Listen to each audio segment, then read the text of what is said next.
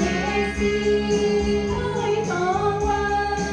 dù mãi nói và biết không em ai sẽ ra để siêu nhé tìm con đâu việc chúa nhé